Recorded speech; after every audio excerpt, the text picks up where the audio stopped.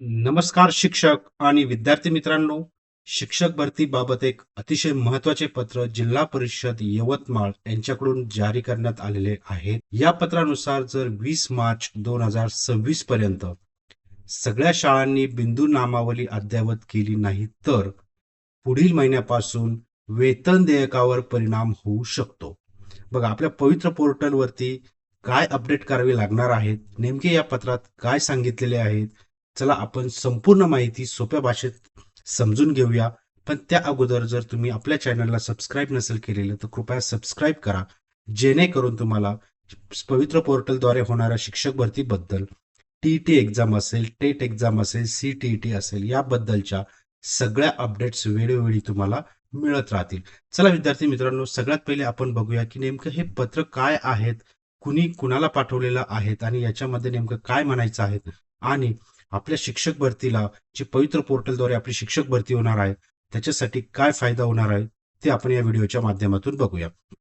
सगळ्यात पहिले बघा की हे जे पत्रक आहे ते जिल्हा परिषद यवतमाळ मुख्य कार्यकारी अधिकारी यांच्या कार्यालयाने म्हणजे शिक्षण विभाग प्राथमिक यांनी पाठवलेलं आहे. तर ते कुणाला पाठवलेलं आहे बघा, इथं अत्यंत महत्वाचे म्हटले बघा या पत्रकामध्ये, अत्यंत महत्वाचे. आणि कुणाला पाठवलेलं आहे तर प्रति मुख्याध्यापक, अध्यक्ष सचिव, मुख्याध्यापक, कोणते तर खाजगी अनुदानित, अंशतः अनुदानित, विना अनुदानित शाळा. अजून जे स्वराज्य संस्था किंवा जे झेडपी वगैरे म्हटले त्याबद्दलचं काही नाही येत आलेलं, पण ज्या खाजगी अनुदानित, अंशतः अनुदानित आणि विना अनुदानित शाळा आहे त्यांच्यासाठी हे पत्र आहेत. पण झेडपीचं कसं असतं, झेडपीचं यांच्यापेक्षा फास्ट होतं, त्याच्यामुळे अजून तरी त्यांना असं काही पत्र गेलेलं नाही आहेत. त्याची अपडेट्स आल्यानंतर मी तुम्हाला ती आपल्या युट्यूब चॅनलद्वारे कळविल. पण आता फक्त आपल्याला बघायचं आहे की खाजगी अनुदानित, अंशतः अनुदानित आणि विना अनुदानित शाळा यांच्या मुख्याध्यापकांना हे पत्रक आलेलं आहे. याचा महत्वाचा विषय म्हणजे काय आहे बघा, पवित्र पोर्टलद्वारे होणाऱ्या शिक्षक भरतीकरिता बिंदू नामावली अद्ययावत करणे बाबत. अतिशय महत्वाचं, बिंदू नामावली अद्ययावत करायचं आहे, जी पवित्र पोर्टलला दिसणार आहेत आणि त्याच्यानंतर आपल्याला काय फायदे होणार आहेत ते आपण बघूया. बघा, विषय अगदी स्पष्ट दिलेला आहे की जे पवित्र पोर्टलद्वारे शिक्षक भरती होणार आहेत त्याकरता बिंदू नामावली अद्ययावत करण्यासाठी सगळ्या मुख्याध्यापकांना हे पत्रक पाठवण्यात आलेलं आहे. आता इथे फक्त यवतमाळचं मी पत्र दाखवत आहेत विद्यार्थी मित्रांनो, पण हे सगळ्या जिल्ह्यांमध्ये हीच प्रोसेस चालू आहे. ठीक आहे, आता याचेच काही संदर्भ दिलेले आहेत. अगोदर हे पत्रक समजून घेऊया आणि त्याच्यानंतर याचे फायदे तोटे आपण समजून घेऊया. त्यासाठी यांनी संदर्भ दिलेले आहेत बघा. सामान्य प्रशासन विभाग शासन निर्णय क्रमांक हा एक दिलेला आहे, म्हणजे सामान्य प्रशासन विभागाचा एक संदर्भ दिलेला आहे. माननीय आयुक्त शिक्षण महाराष्ट्र राज्य पुणे यांचा एक संदर्भ देण्यात आलेला आहे.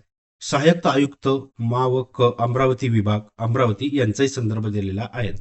म्हणजे जे आपलं विभागावरती जी विभागनिहाय असं हे पत्रक आहेत, हे प्रत्येक विभागाला गेलेलं आहेत.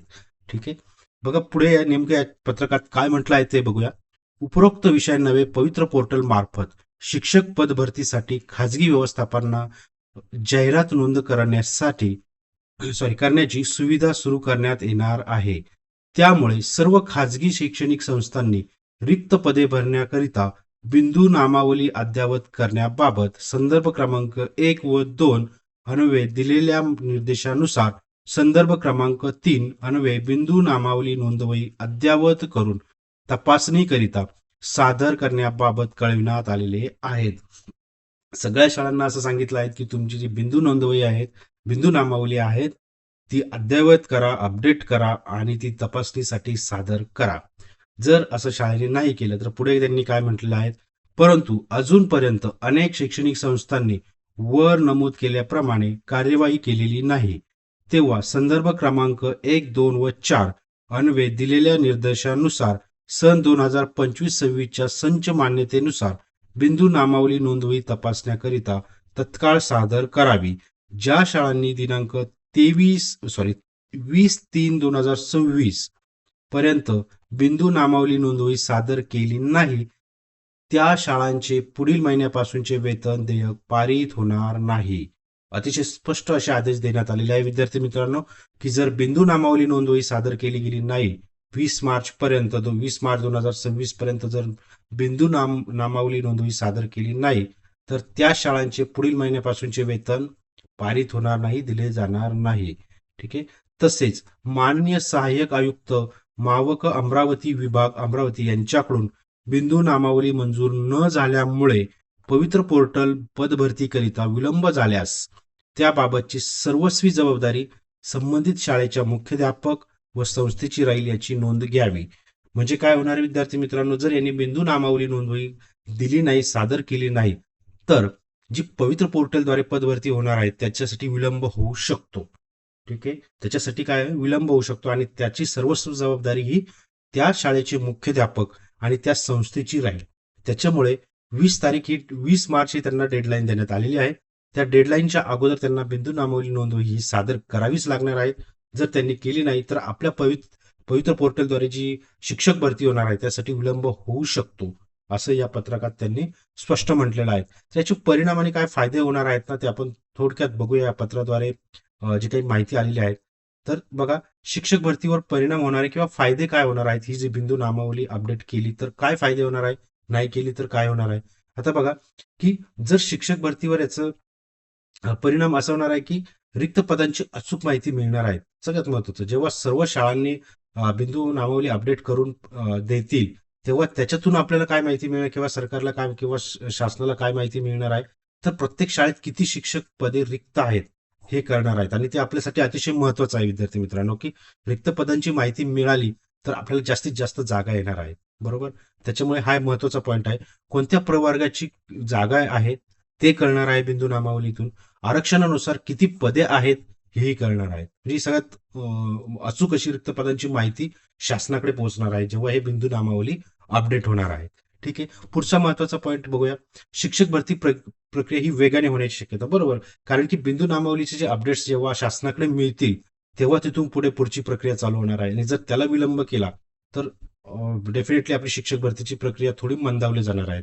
तर बघा, बिंदू नामावली अपूर्ण असणे आणि आरक्षणाची माहिती चुकीची असणे हे सगळ्यात मोठे अडथळे आपल्याला आतापर्यंत दिसून आलेले आहेत आपल्या शिक्षक भरती करता. पण जर आता ह्या गोष्टी अपडेट झाल्या, बिंदू नामावली कंप्लीट झाली, पूर्ण झाली आणि आरक्षणाची अचूक माहिती मिळाली तर जागा निघण्यासाठी हे महत्वाचं ठरणार आहे. कारण ते पवित्र पोर्टलवरती सगळं दिसणार आहेत. त्यामुळे सगळ्या शाळांना डेडलाईन देण्यात आलेली आहे, अतिशय महत्वाचं आहे. चला, पुढचा काय एक महत्वाचा पॉईंट आहे की नवीन जागा किती आहेत त्या स्पष्ट होणार आहेत. ऑफकोर्स हे सगळं काय कुठं होणार आहे की पवित्र पोर्टलवर दिसणार आहे. त्याच्यामुळे किती जागा येणार हे शासनाला लगेच स्पष्ट होईल आणि आपल्याला त्याच्यातून माहिती मिळेल. बघा, बिंदू नामावली अपडेट झाल्यानंतर कोणत्या जिल्ह्यात किती जागा आहेत, कोणत्या विषयानुसार किती जागा आहेत आणि किती शिक्षक जागा रिक्त आहेत, म्हणजे कोणत्या जिल्ह्यात कोणत्या विषयाच्या किती शिक्षक जागा रिक्त आहेत हे स्पष्ट होणार आहे बिंदू नामावली अपडेट झाल्यानंतर. चला, पुढे ते बघूया. या प्रक्रियेत भरती प्रक्रियेत पारदर्शकता येणार. बरोबर. कारण की सगळं जे काही आता सगळं पवित्र पोर्टलला अपडेट करत आहेत, बिंदू नामावली जी काही अपडेट होणार ती पवित्र पोर्टलला होणार. त्याच्यामुळे पारदर्शक भरती होण्यास मदत होईल.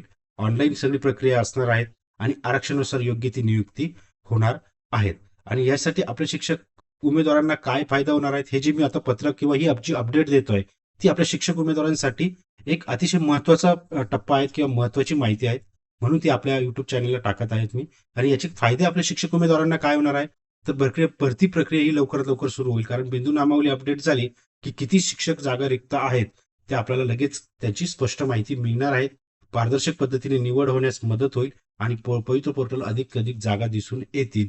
त्याच्यामुळे आपल्या शिक्षक उमेदवारांना काही ना काही जेव्हा पवित्र पोर्टलवरती या जागा दिसतील तेव्हा आपल्या उमेदवारांना याची स्पष्ट माहिती मिळेल, शासनाला त्याची स्पष्ट माहिती असेल आणि किती जागा भरल्या जाईल हे आपल्याला तिथून कळेल. धन्यवाद विद्यार्थी मित्रांनो. माहिती आवडली असल्यास कृपया चॅनलला सबस्क्राईब करा, जेणेकरून तुम्हाला अशाच प्रकारच्या अपडेट्स मिळत राहतील. धन्यवाद विद्यार्थी मित्रांनो.